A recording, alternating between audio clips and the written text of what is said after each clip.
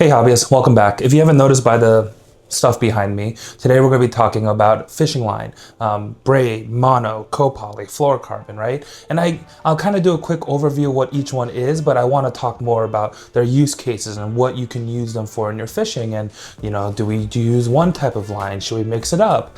And so I'll kind of give you a better understanding of, like, I get a lot of questions about, like, what kind of line do I use? Do I use braid to a leader? Do I use straight, like just full spool one with just one kind of line? So I want to kind of go through all of that. I've also done a little experiment of my own about one type of line, so we'll get into that as well. And before we get started, thank you so much for everyone that's joined me here from TikTok, from Instagram. It's great to finally be able to do these YouTube videos. I think I'm starting to get into a little groove. I've got some exciting things in the pipeline, so keep a lookout for that. But please, if you're here, if you like what I do, if you support me from TikTok and Instagram, please hit a like and a follow. It really means a lot to me. I think YouTube will be really fun to do, like these kind of very, not short form informative like I do in Instagram and TikTok, but just more casual talks, me fishing and just having some fun. So let's get into it. And before we get into the different kinds of line, I kind of want to explain something about line pound test and diameter, because that's going to kind of guide this whole conversation. It's really helped me understand fishing line a little better. Nowadays, from brand to brand, I don't really care for a specific brand. There's brands of lines that I use a lot just because either I can find them easily or I've just used them for a long time, but it's not because one brand is better than the other. I really think it's starting, you know, line companies are all so good now that no matter what brand you buy from, they're really great. The biggest thing I think you have to look for when you're selecting a line is when you run your finger along like a full length of it, right? Just like run your finger across it, especially with like braid, copoly, monofilament. Does that line feel consistent? Does it feel thinner in some places? Does it feel bumpy? Does it feel like it's like different thicknesses as you go across that? That's one sign of a bad fishing line. But if you do it for a lot of different brands will all feel very consistent. That's great. So then the big part that comes after that is actually now understanding line diameter. Don't really look at the pound test, because pound test is arbitrary, and because everyone's lines are so good now, it actually does it actually matters more what the diameter of that line is and what that company is saying the pound test is, right? So let's take, for instance, this is some Sunline Supernatural, and you can see it says 16 pound test, but a 0.013 inch diameter, right? So that's the thickness of the line, the diameter. Now, if I take, now let's take this monofilament. This is the Fire 15 pound mono, and you can see it's 0.0125 inches in diameter. Oh, sorry, 0.0126. So if we compare these two, it's a 0.0004 inch difference between these two lines, but one says 16 pound and one says 15 pound. And I really think when it comes to like the strength of your line, a big part of that's diameter, right? If you have a thicker line, it's gonna be stronger. It's gonna be able to hold more weight. So, and then if you're comparing lines, right? If there's two companies that say that they both have the same pound test, one is a little bit less diameter. There's a few different factors, but I generally will go to the one that says it's a thicker diameter to be more in line. If I need strength, I'm gonna go to the one that has a thicker diameter, although it's the same pound test. But if I wanna go finesse, I'm like looking for like an 8 pound test line, a 6 pound test line, I'm really looking for diameter there because I want that thin line specifically for fishing finesse applications. So with all that, I hope that kind of makes sense, that you should really be looking at the diameter of the line more than the pound test. The pound test is something that companies use as marketing. That's why it's the biggest number on each of their spool. It helps you identify them, but also just take a quick look next time you're buying line and look at the diameter of each one and kind of help you understand. Thicker is stronger, thinner is lighter, and that helps you give a more accurate description across all lines. Because one thing I've learned is that online, you'll see a lot of bad reviews for this line specifically, Sunline Supernatural. I fished this line for a long time. What I've learned is that people, this line, this mono itself is actually a very, they call it naturally manageable, but that's because it's so thin thinner lines are easier to control because they don't have as much memory or stiffness to them. And if you notice, it's actually a lot thinner. I wish this trilene big game mono told me what the diameter was, but it's a thinner diameter, and what a lot of people say is that they break off a lot on this line. But that's because they're trying to fish a pound test that they're used to, but it's a thinner line. So it's actually technically weaker because it's so thin. So you can actually go up to a line size or two bigger than what you normally fish, but just remember it's a thinner line, so cast and feel the same as a line on a different company that says it's a lower pound test. So let's get into the different lines. I'll kind of do a quick run through of all of these. So this is monofilament, which is kind of the cheapest line that you can find. It's the one that a lot of people start with. Monofilament can float. It's stretchier, so you'll feel that stretch when you set the hook, but it's not a rubber band. Remember that, it's not a rubber band. But because it stretches, it's a lot more flimsy, so it's a lot more smooth, so it's a lot more manageable. It doesn't get as much memory, which is when you coil up line like this, when you take it off the spool, you know those rings that you get? That's memory. It wants to hold its old shape, but because it's not as stiff, it's very malleable and soft, it'll lose that memory a little quicker. Because of the material that it's made with, though, that gives it its supple lightness and it's a little bit of stretch, it does refract more light, so it's easier to see underwater. But also, it's not as abrasion resistant. That's the two main weaknesses of mono is that you get a few cuts in it, you need to retie. But that's with all lines. And actually, I think the only thing with mono that people think that, oh, if you fish mono around rocks, you're gonna instantly lose fish. Not necessarily. With mono, the trade-off is it's cheap, it's easy to get, but also you're gonna have to retie your knots a lot more. Because when a fish bites it, even the teeth on a bath will start to like rub against this mono and make it weaker if you go against a rock. So you just have to make sure you're staying on top of retying your line a lot more. Same with fluorocarbon. It just means that fluorocarbon, you can do it for a little longer, but that's monofilament. Then, because I was talking about it, let's go to fluorocarbon. Fluorocarbon is not just a carbon-based line, it's actually a polymethyl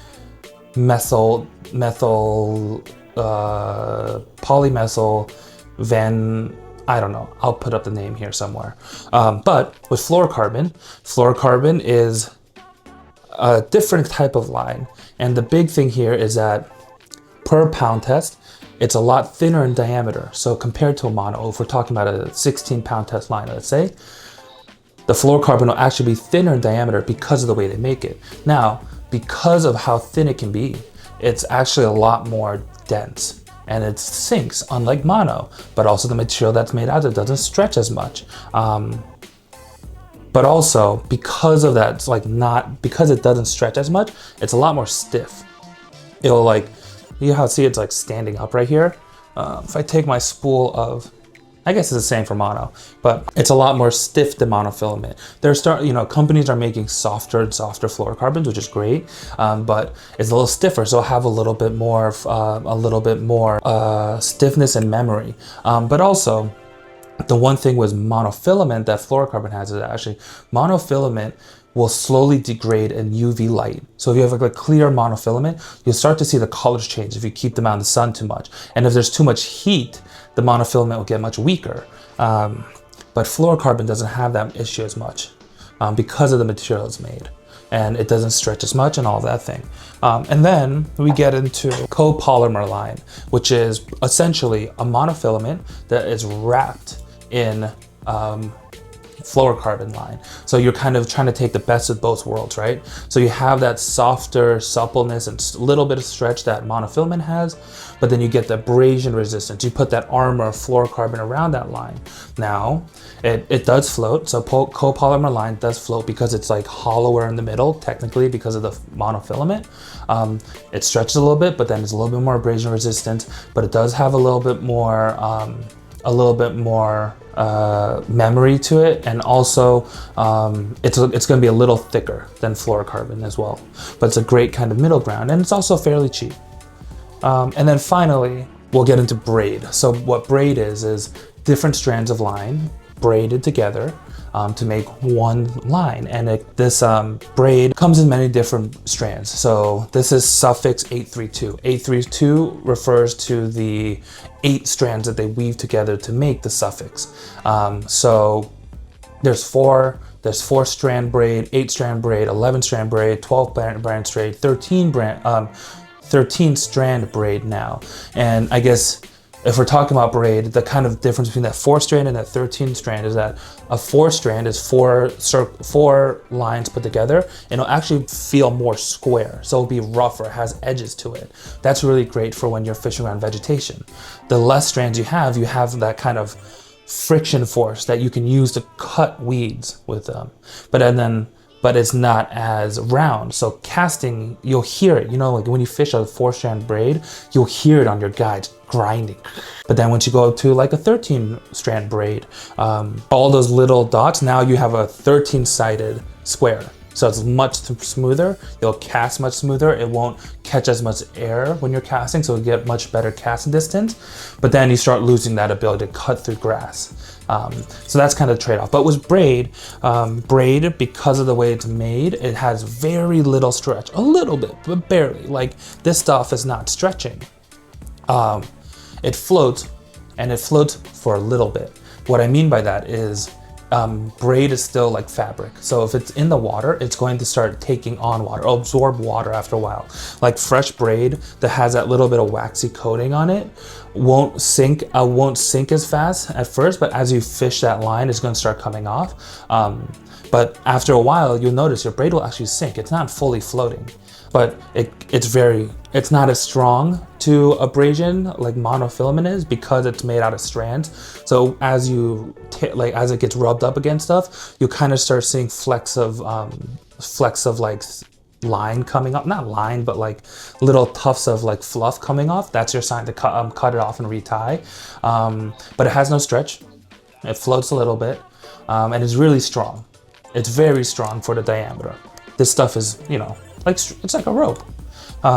So that's my quick little overview over the different lines. So the big question on everyone's mind, is it fluorocarbon or is it mono, right? And you'll hear a lot of people say that, oh, fluorocarbon has better abrasion resistance. It has the best sensitivity, right? Because it's stiffer. So you can feel those vibrations when a fish bites it. And that's true to a certain extent. What you have to consider is that when you say that, it doesn't mean that monofilament doesn't have any sensitivity at all. I, for a long time, have been a purely fluorocarbon guy because that's how I was taught to fish in Korea. But recently, I've been trying monofilament, and I've been very surprised at the amount of sensitivity you get. Sure, the bites, or like when you're feeling rocks on the bottom, you feel it better it's clear. It's a clearer feeling with fluorocarbon, but you still feel it with monofilament. It's just not as clear. You'll feel the little bumps in your line. It doesn't mean just because you fish mono, you don't feel anything at all. However, here's where the interesting part comes in, right? I'm actually starting to lean towards more monofilament. Why? Sure, braid, I guess, is a clearer, but you only need that clearness when you're fishing gin and clear water. If you're fishing water that you can see like 20-foot depth, sure, go to fluorocarbon, because that clearness, the line can scare away fish in that scenario. But if you fish any kind of normal water that has any amount of dinginess to it, like the slightest little tinge, you can honestly get away with straight braid. And monofilament as well. Monofilament will be just as invisible.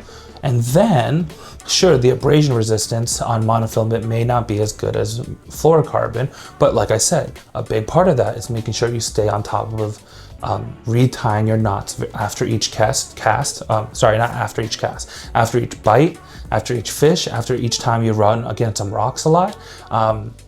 If you stay on top of that, you're not going to have a problem of losing fish. Same thing with fluorocarbon. It only means that fluorocarbon, you can get away with not retying your knots just a little longer than monofilament. Then on top of that, when I'm fishing monofilament, what I've learned is that I've felt something different. The one thing I didn't like, especially with fluorocarbon, is when I cast fluorocarbon out, fluorocarbon is really heavy, and you actually can feel your your rod wanting to pull forward when you cast out your line. You know, when you cast out, your bait hits the water and all that fluorocarbon that was in the air starts sinking, like hits the water and starts going down. You can feel that pulling. And when you're working your bait, I fish a lot of bottom contact, so I'm always hopping my rod. I can feel I hop it, and then that fluorocarbon jumps and it comes back down and pulls my rod a little bit forward. And then I kind of almost didn't realize that was a weird feeling to have. With monofilament, because the line is so light, you don't actually get that. You don't get that pulling force into the water. And then on top of that, now back to sensitivity. Fluorocarbon, yes, is very sensitive. But because fluorocarbon sinks so much, let's say you're fishing a slow bottom contact presentation, like you're dragging a jig and letting it sit. Fluorocarbon is going to start to sink, and when it starts to sink, the line's going to start touching the ground. And once it's on the ground in the water, no matter how good the sensitivity of fluorocarbon is, you're actually going to start losing that sensitivity because the vibrations are going to be touching the ground and then going to your line. So you lose a little bit of that sensitivity anyways.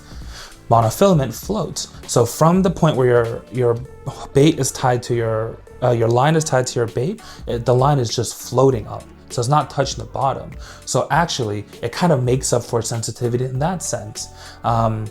So I'm actually starting to lean more towards using monofilament. It's cheaper.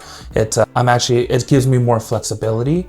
I'll get into that with braid so in a bit, but I can fish top water, I can fish bottom contact, I can fish spinner baits, I can fish everything with this thing. And the monofilament that I've been using a lot is this.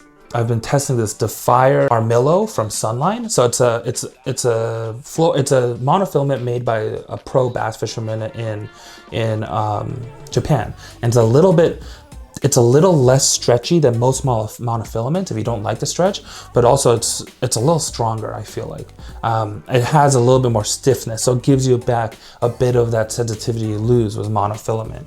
So that's where I've been kind of leaning towards with line these days. But I do use a lot of fluorocarbon. I do like the fluorocarbon because the abrasion resistance, especially when I fish around rock. When I was in Maine, I fished a lot of really clear water and smallmouth bass that loved living around rock. So I liked fishing with fluorocarbon. So monofilament gives you the most flexibility. Now fluorocarbon is very good for a few specific things. One is crankbaits. Anything that you need to get to the bottom, the fluorocarbon will sink and help you get your crankbait down. And also because you're fishing crankbaits around cover, it is nice to have a little bit more abrasion resistance because you're rubbing that line against so much stuff. But also jerk baits. You don't want to use too heavy of a fluorocarbon when you're fishing jerkbait, but like a 12-pound test line is perfect because you're going to work it, and then that fluorocarbon with the weight of the jerkbait will kind of stay neutral in the water, which is great for when you're fishing jerk baits. And then now let's get into braid, right? So when it comes to braid, I was a fluorocarbon guy for a lot of the time, but then I wanted the flexibility of being able to fish top water, which is my same line, without having to take a different reel on or take multiple rods, right? So I started fishing braid to a fluorocarbon leader to give me the best of both worlds, right? So you'd have the strength and the floating ability of braid tied to a fluorocarbon leader that would give you the abrasion resistance. But I started to hate tying braid to fluoro knots. And if you don't tie them right, you lose a lot of fish because your connection knot is so weak. So then that's why I started going to mono. Because of that, like mono can do both things for me.